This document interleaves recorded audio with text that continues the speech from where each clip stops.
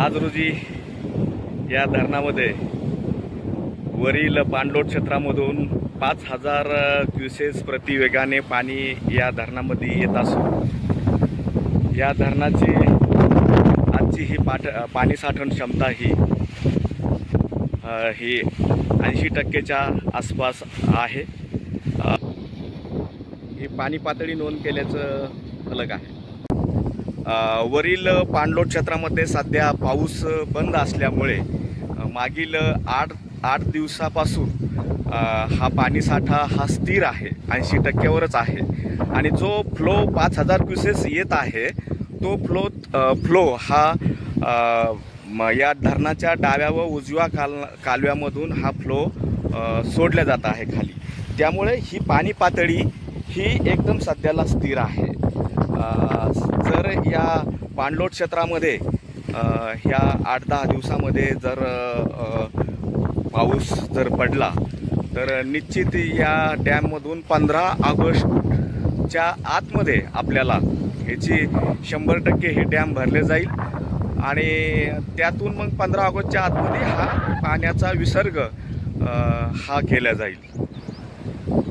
पाण्याचा विसर्ग करताना ज्यावेळेस हा पाण्याचा विसर्ग या ठिकाणी होतो त्यावेळेस पाण्याचा विसर्ग पाहण्यासाठी जो धबधबा तयार होतो तो बघण्यासाठी संपूर्ण महाराष्ट्रातून पर्यटक या ठिकाणी येतात आणि खूप सुंदर असं त्यावेळेचं दृश्य असतं आणि ते विलोभनीय दृश्य आपण डोळ्यात टिपत असतो। तर या जायकवाडी धरणाबद्दलची अपडेट आपण कायम या ठिकाणी बघत राहणार आहोत, ते पर्यटन व संस्कृती या यूट्यूब चॅनलच्या माध्यमातून। आणि समोर आपण जे बघतात हे या डॅमचे 27 वक्र दरवाजे आहेत आणि ज्यावेळेस हे डॅम पूर्ण क्षमतेने भरतं त्यावेळेस या नदीपात्रामध्ये हा फ्लो केला जातो किंवा विसर्ग केला जातो। समोर जे बघताय आपण समोरची सिटी आहे ही पैठण सिटी आहे।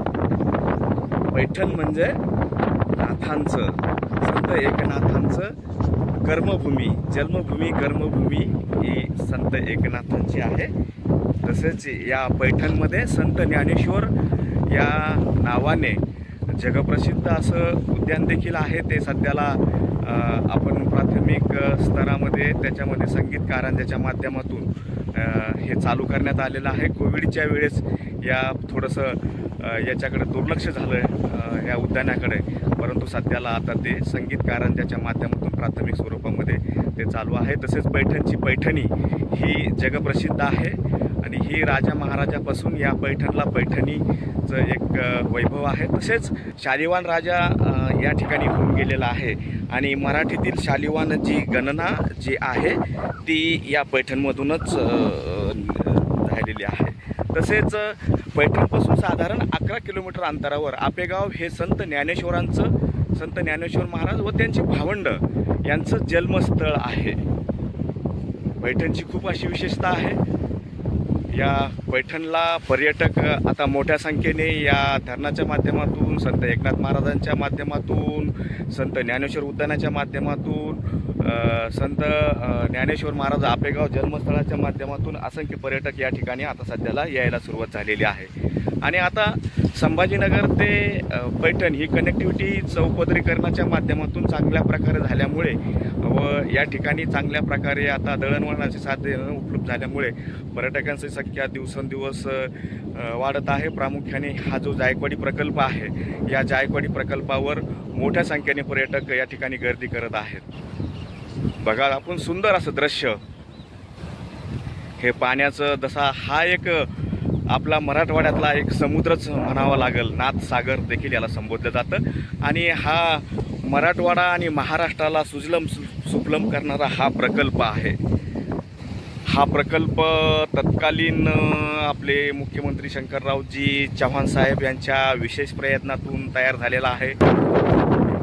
धन्यवाद। याविषयी आणखीन आपण माहिती जाणून घेण्यासाठी या चॅनलला सबस्क्राईब करावं आणि यापुढेही देखील आपल्याला असे उपयुक्त व्हिडिओ या चॅनलच्या माध्यमातून बघायला मिळतील। धन्यवाद।